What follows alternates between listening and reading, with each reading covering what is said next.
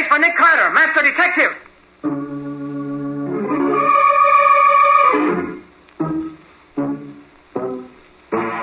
Yes, it's the case of the Dictaphone murder. Another case for that most famous of all manhunters. The detective whose ability at solving crime is unequaled in the history of detective fiction. Nick Carter, Master Detective.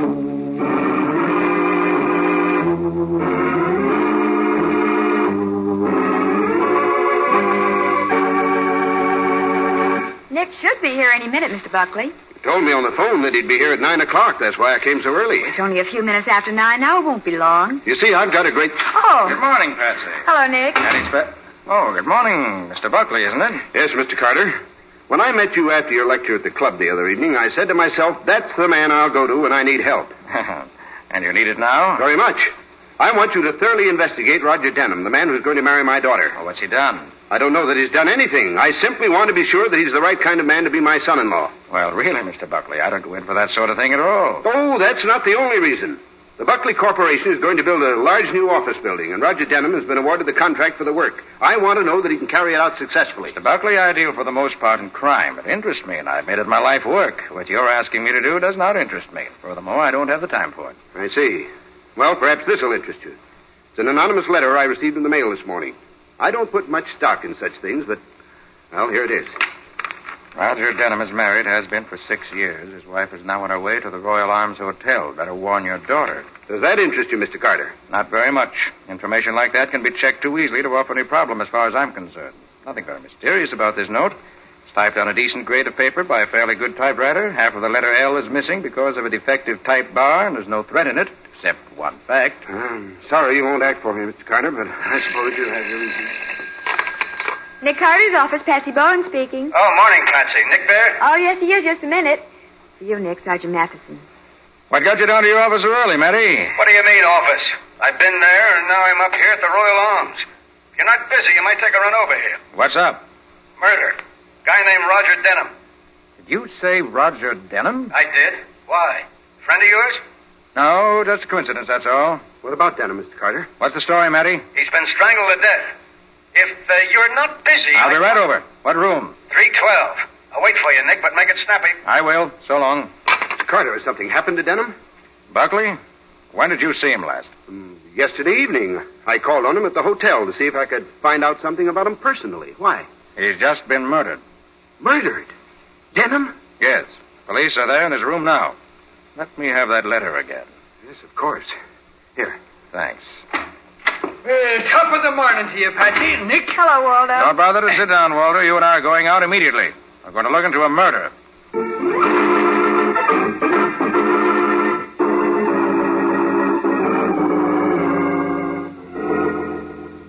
Hi, Matty. Well, Nick, you made good time. It's only 9:30. Yep.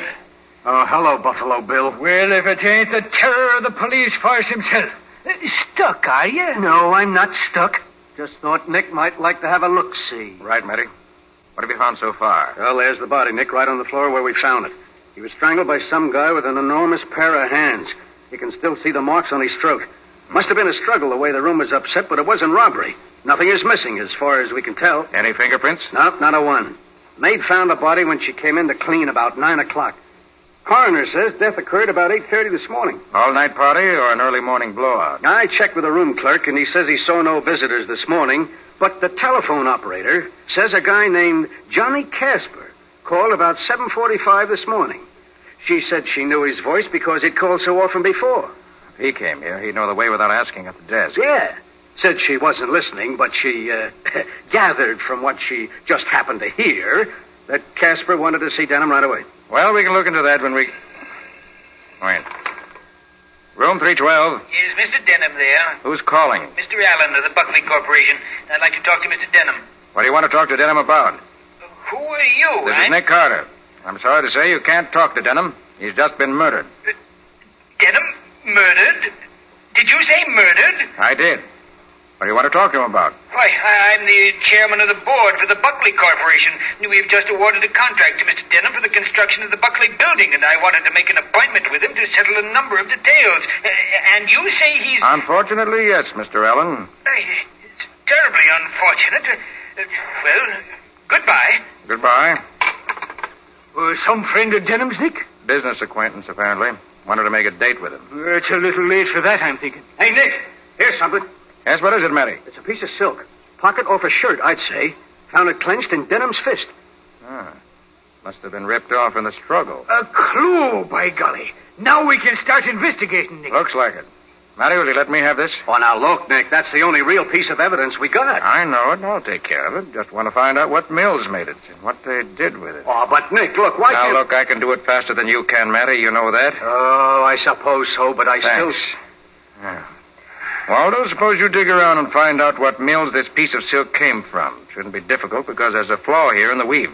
Should make identification easy. You better get going. Legwork. Always legwork for Waldo. A good detective like me, and I ain't allowed to detect. A good detective follows orders, too. Don't forget that. Oh, sure, Nick, sure. I was just... So long, Waldo. I'll see you at the office later. Okay, Nick, okay. Well, Nick, I guess there isn't much else here we can see. I'll just take a look around while I'm here. Yeah. Huh? The room looks as if somebody been through it, looking for something. The way it's all upside down. Yeah, that's what I thought. What do you suppose he was looking for? I wouldn't know, Matty. You see this? Huh? This piece of wire sticking out under the closet door? No, what is it? Well, let's see. Hey, it goes up the closet wall and through the ceiling. The maid still here? Yeah, right outside. Hey, maid! Yes, sir? Who lives in the room over this? Nobody, sir. It's empty. Or it was yesterday afternoon when I cleaned it up about 4:30. That sounds suspicious in itself, an empty hotel room these days. Royal Arms? Desk clerk, please. Desk clerk. This is Nick Carter on the murder of Denham. Who has room 412? Mrs. Denham has it now, sir. Mrs. Denham? Yes, sir. When did she come in? Just a few minutes ago. Denham reserved the room yesterday for friends, he said. When Mrs. Denham came in, I supposed he meant it for her, so I gave it to her. I called Denham to check, but got no answer. What time was that? About 5 minutes to 9. Do you know anything about a wire in the closet of 312? A wire? No, Mr. Carter, I don't. That's all, thanks. Matty, I believe this wire is a part of the answer to this murder. Yeah? Let's go up and have a... Hey, that came from upstairs, Nick. Mrs. Denham, come on, Matty, hurry.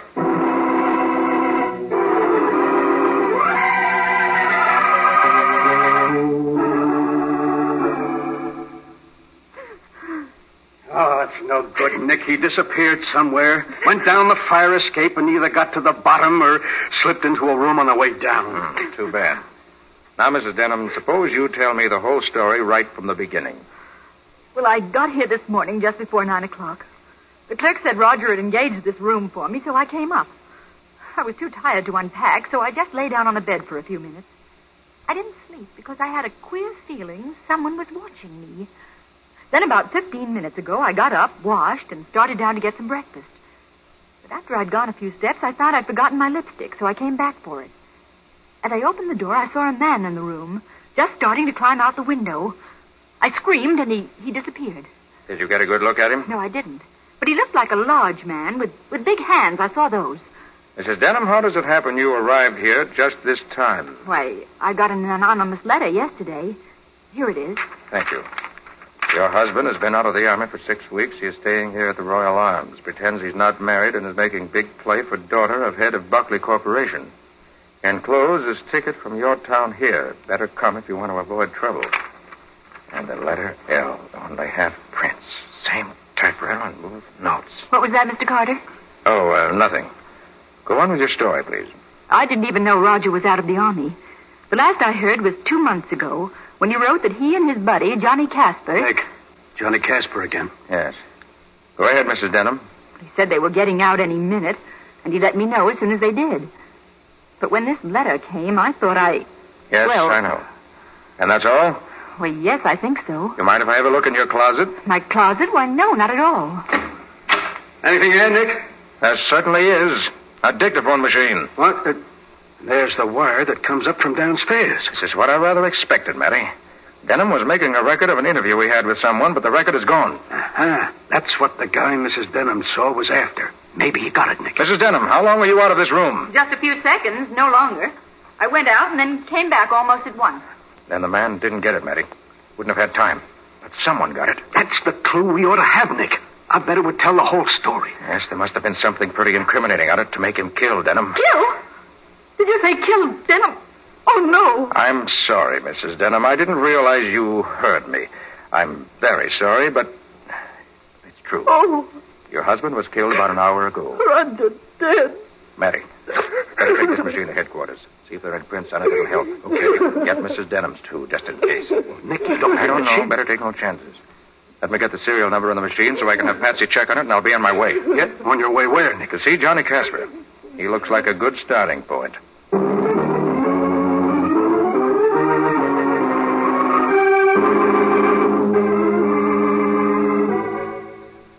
You see, Mr. Carter, we were buddies in the service. I liked Roger, so when we got out, I brought him back here with me. He'd been a contractor in a small town about 100 miles north of here, and I thought perhaps we could go in business together. I'm a contractor, too, you know. No, I didn't. Oh, yes, I've done some pretty big things for a young fellow. Well, anyway, I introduced Roger to Mr. Allen, the chairman of the board of the Buckley Corporation, and to Buckley himself. Then I took him up to Olive's house one night. She's Buckley's daughter. I was engaged to her at the time. Well, I introduced him to her. What a heel that guy turned out to be. Just how do you mean, Casper? Well, instead of bidding on the Buckley building with me as partners, he submitted a separate bid of his own. And he entertained Allen and every member of the board at parties. And he made a big play for my girl behind my back. Knifed me every way he could. My pal. You say you were engaged to Miss Buckley. You're not now? Oh, I'll say I'm not. 2 days ago, when I called her to make a date, she told me we were through. She was now engaged to Denham. So you have little reason to like Denham. I've never hated anybody in my life the way I hated that man. Where were you this morning about 8 o'clock? This morning, why, I was right here in bed. You're sure? You weren't at the Royal Arms talking to Denham? What in heaven's name makes you think Answer my question, Casper. Were you at the Royal Arms? Why, no, Well, yes, I was, too. Why should I deny it? I went down to tell Roger to lay off my girl. I'd tell his wife what was going on. And what did he say to that? He told me to go as far as I liked. He was on top, and he was going to stay there in spite of the devil and me. Did you two have a fight? With words, yes, but that's all. Got so mad I left him and came back here to think. I see you have a typewriter. You mind if I tried? Why, no, go right ahead. Thanks.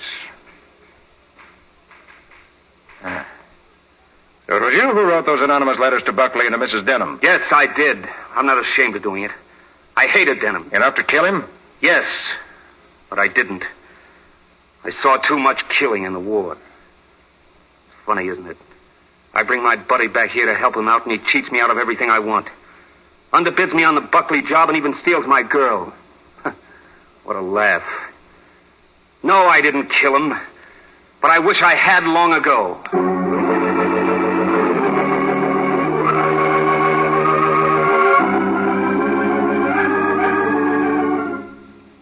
Pardon me, but I was referred to you to... And am I glad you were? We don't get many in here like you, baby. I want to find out something about... I'm the boy that can tell you, baby. Anything you want to know. I have here the serial number. Now, look, let's not talk about numbers. Let's talk about you. You're the number I'm interested in right now. Well, look, will you please listen? Am I listening to every word you say, gorgeous? Go ahead, talk. I want to find out about Dictaphone machine number 248749AY. Hey, look. What are you doing tonight, slick chick? Working. Number 248749AY, please. I bet you do a mean rumba. How's about giving me a whirl tonight, hmm? Oh, look. I want to find out about this... Yeah, baby, I'm trying to find out, too. How late are you working tonight? Huh? I don't know. No, I bet you're not working at all. Just stalling me along to see how far I'll go. Well, I'll go a long way for you, good-looking. Oh, will you please? Oh, listen, Reb, how's about letting me call you when I get through tonight? Have we done together? I know just the place. Come on, what do you say? All right, you win. Call me at Pennsylvania 68601. Ask for Patsy. Atta, baby, now you're cooking on all four. Now, what do you want to know? Where this machine 248749AY has been for the last 48 hours. Well, leave me look.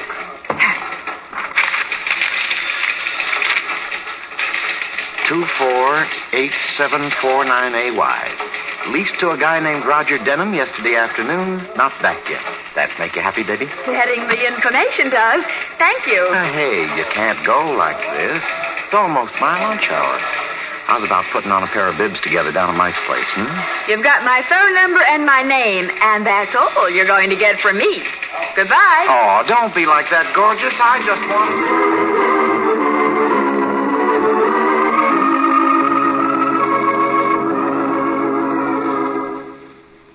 Oh, there you are, Patsy. We've been waiting for you. Find anything? Nick, do I look fascinating to you? Hey, Patsy, this is police headquarters, remember? Other men find me irresistible.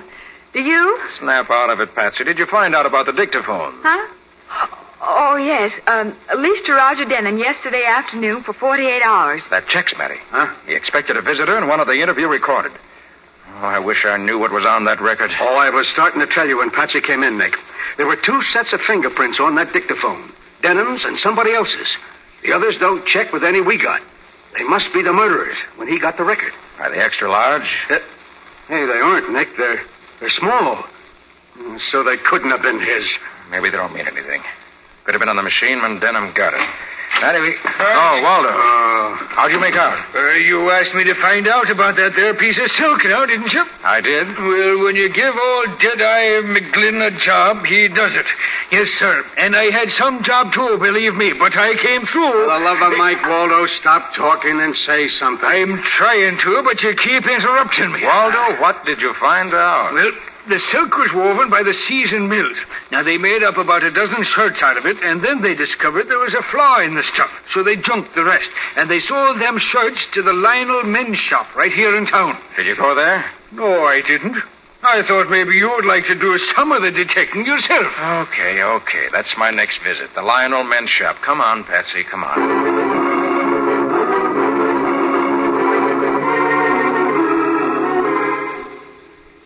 This is Buckley speaking. This is Nick Carter, Mr. Buckley. I find that you bought a dozen white silk shirts from the Lionel shop a few months ago. Yes, I did. They offered me a special price, I recall. Why? Did you keep them all yourself? Why, no, I didn't. I got them just before Christmas, and I gave several of them away as presents. Could you tell me to whom you gave them? Well, now, let me see. I remember giving Alan 3 of them, and I kept 5 for myself, I think. And the others... Oh, yes. My daughter Olive gave the rest to Johnny Casper so he'd have some when he got out of the Army. They were going around together at that time. Nobody else got any? I believe not. Couldn't swear to it, of course. All right, thanks. Sorry to bother you. Goodbye. What do you say, Nick? He kept some, gave some to Alan, and some to Casper. Casper? We keep coming back to him, don't we? Seems so. He certainly had a motive. But if he did it, where does the dictaphone come in? Yes, I see what you mean. But who else is there? Alan? Well, I suppose we better check on his whereabouts at the time of the killing this morning. Mustn't leave any stone unturned. Come on.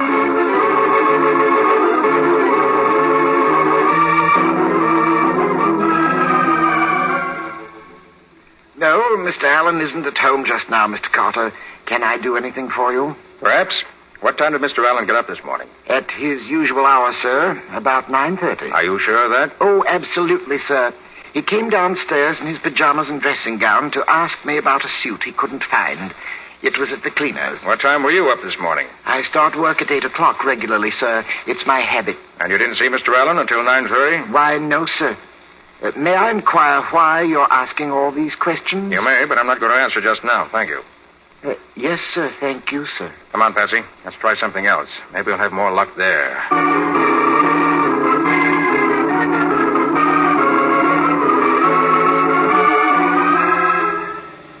Well, Nick, you going to check up on Mr. Buckley? Buckley? Well, yes. You've investigated 2 of the 3 men who got the silk shirts. You can't omit Buckley, can you? I suppose you're right, Patsy. We can't afford to... Oh, I wish I had that record Denham made. That would probably tell us the motive. And just now, we are completely missing a motive. Well, Casper had one. But as you've said, that doesn't account for the record. No, it doesn't. I wonder... Huh? What is it, Nick? Wait. I want to call Matty. I'm going in the drugstore here. Okay. I'll be right back. All right.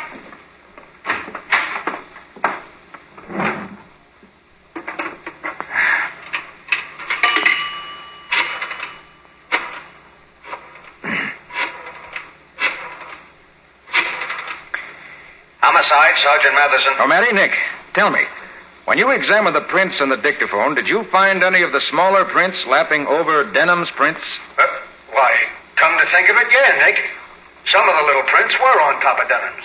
Why? Thanks. I'll see you later. Bye. What's going on, Nick? I think I know now where the missing dictaphone record is, Patsy, and when I get that, I should have the motive. And the murderer. Let's go, Nick.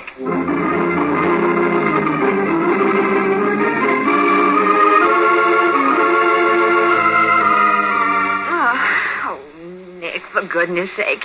Why did you ask to speak to the chambermaid? Because I think she has the answer. Well, what answer could she have? You'll see. You're the chambermaid who found Mr. Denham's body this morning in room 312? Yes, sir. I found him when I went in to clean the room. Did you go to room 412 this morning? Well, I did and I didn't. Just how do you mean? Well, you see, I clean the rooms that's vacant in the afternoon. The deadline's 5 o'clock, so I got to get them cleaned before then. So I cleaned up 412 yesterday, like always. That's a transient room. So this morning I opened 412 to see if somebody's been in. But when I seen it like I left it, I didn't go in. I see. You went to the room at all this morning. Like I told you. I just looked in and see nobody's been in, so I locked it up again. You won't mind letting me take your fingerprints, will you? Fingerprints? What do you want them for? Just for the record.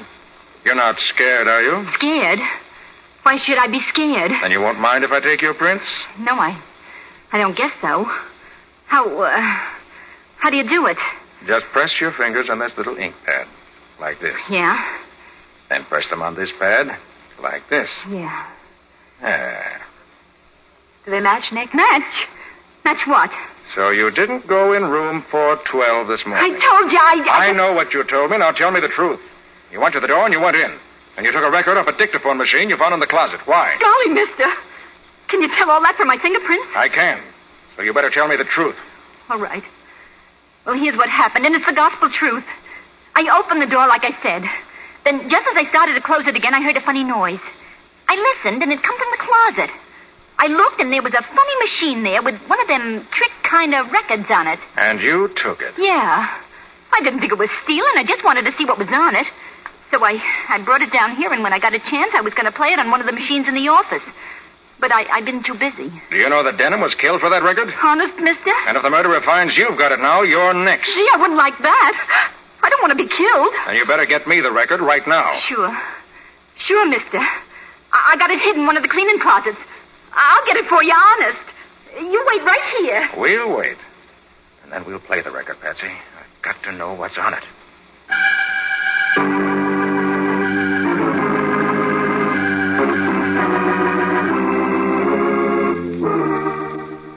Here's Mr. Buckley, Nick. Sorry to be late, Mr. Carter, but I got held up in traffic. It's quite all right, Mr. Buckley. Now that you're all here, Buckley, Allen, Casper, and Sergeant Matheson, I'll tell you why I called you together. As you know, Roger Denham was murdered this morning in his hotel room, strangled. The only real clues we had were the prints of an unusually large hand on Denham's throat and a silk shirt pocket, evidently torn off during the struggle. We traced the shirts and found that each of you 3 men had one or more of those shirts. Casper has no alibi for the time of the killing. Allen, according to his butler, has. And Buckley we don't know about. If you'd asked me, I could have told you where I was. I'm sure you could, Mr. Buckley, right to the very minute, no doubt. So any one of you might have owned the shirt with the torn pocket. We had to get at it another way. Motive. Which of you had the strongest motive to kill Denham? Buckley and Allen don't seem to have any reason. But Casper did. Now, look here, Carter. Are you trying to pin this on me? Sit down, Casper, and wait until I finish. I won't pin murder on anyone unless it belongs there. As I said, we needed a motive. But it was only late this afternoon that chance, plus a rational and logical elimination of other possibilities, gave me the answer. I now have the motive, and with it, the murderer. And what is it, Mr. Carter? Yes, don't keep us waiting this way. Here it is. Listen. All right, Patsy. Right. Hello, Allen. What brings you out so early in the morning? I think you know, Denham. Stop that machine. Give me that record. What's the trouble, Mr. I Allen? said stop that machine. I owe you Take some. that record and now. I want these gentlemen to hear what it says. Confound you, Carter. I'll put a bullet right in. You put a bullet nowhere, murderer. Give me that gun. Come on. Get it to me. That's better. All right, gentlemen. Now that Mr. Allen is quiet again, I'd like you to hear the rest of this record. Start it again, Patsy. All right. Hello, Alan. What brings you out so early in the morning? I think you know, Denham. Little matter of money. Money? What money? Do I owe you some? Hey, what is this? You trying to kid me? No, indeed. I just don't understand. Oh, no? You bid on the contract for the construction of the new Buckley building, remember? That's right.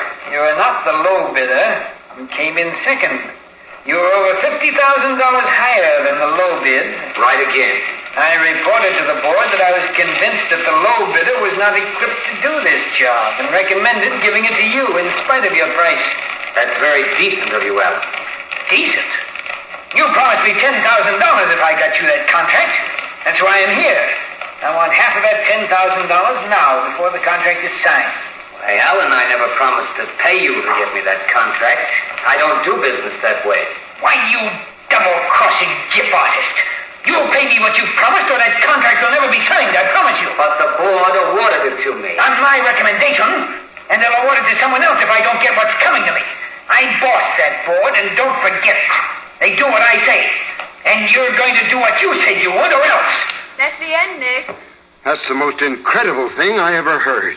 So Alan killed him.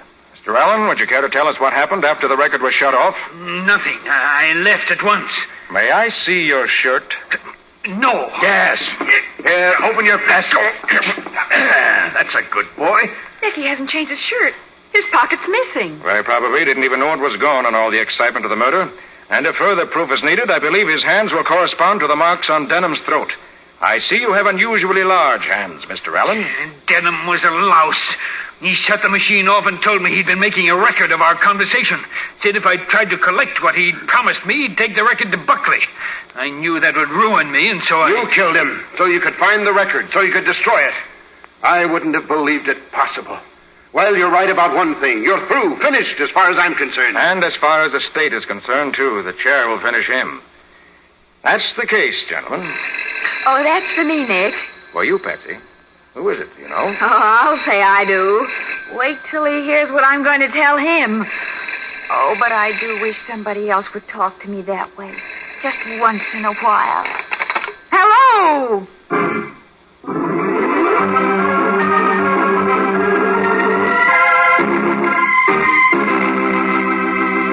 Well, Nick, isn't it about time for you to give us a glimpse into next week's story? Why, I shouldn't be surprised if you were right, Ken. Well, suppose you take over then. Right. The ingredients of my story next week are, first, a man who died of heart failure, but who was really murdered. A will, which was the will the old man wrote, but which proved to be not the will he wrote. And a signature which was forced by a person who wanted it known it had been forged. Sounds like a fine collection of contradictions to me. What do you call it, Nick? I call it the case of the clumsy forgeries.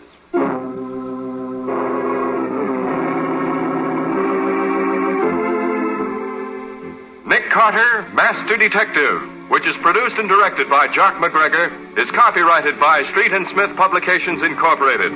Pictured stories of Nick Carter appear in every issue of the Shadow Comics.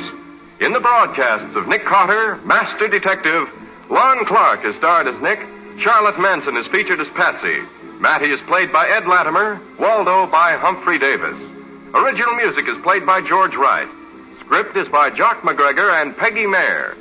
Any resemblance in these programs to actual persons, living or dead, or to actual places is purely coincidental. Nick Carter, Master Detective, is presented over most of these mutual stations each week at this same time. This is Ken Powell saying so long until next week. I see. Well, perhaps this will interest you. It's an anonymous letter I received in the mail this morning. I don't put much stock in such things, but, well, here it is. Roger Denham is married, has been for 6 years. His wife is now on her way to the Royal Arms Hotel. Better warn your daughter. Does that interest you, Mr. Carter? Not very much. Information like that can be checked too easily to offer any problem as far as I'm concerned. Nothing very mysterious about this note. It's typed on a decent grade of paper by a fairly good typewriter. Half of the letter L is missing because of a defective type bar, and there's no thread in it, except one fact. I'm sorry you won't act for me, Mr. Carter, but I suppose you have your reasons. Nick Carter's office, Patsy Bowen speaking. Oh, morning, Patsy. Nick there? Oh, yes, he is. Just a minute. For you, Nick, Sergeant Matheson. What got you down to your office so early, Matty? What do you mean? Well, top of the morning to you, Patsy. Nick. Hello, Waldo. Don't bother to sit down, Walter. You and I are going out immediately. We're going to look into a murder.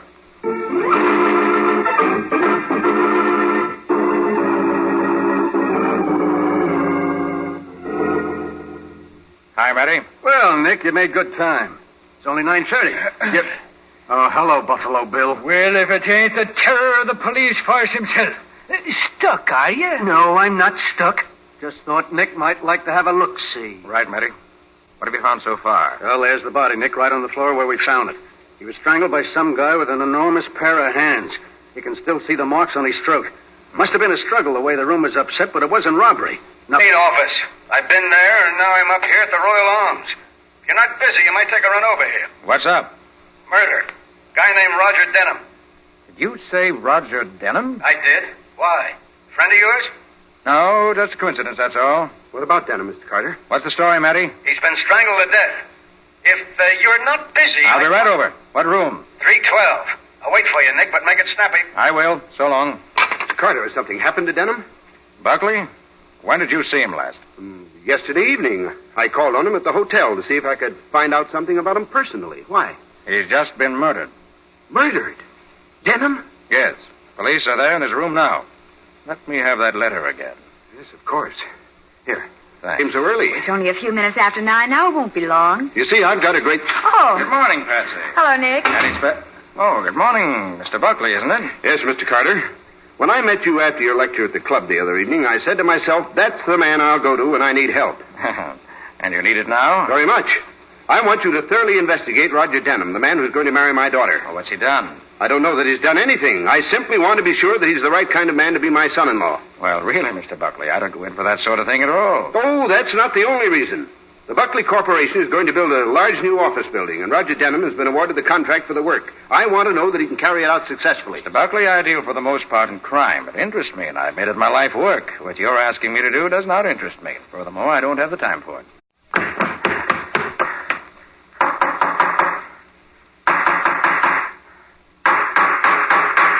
What's the matter? What is it? It's a case for Nick Carter, master detective.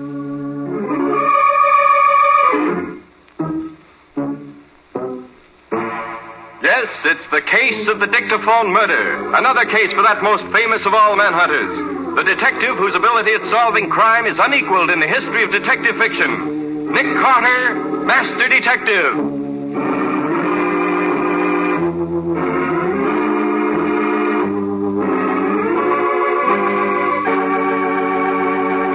Nick should be here any minute, Mr. Buckley. He told me on the phone that he'd be here at 9 o'clock. That's why I came.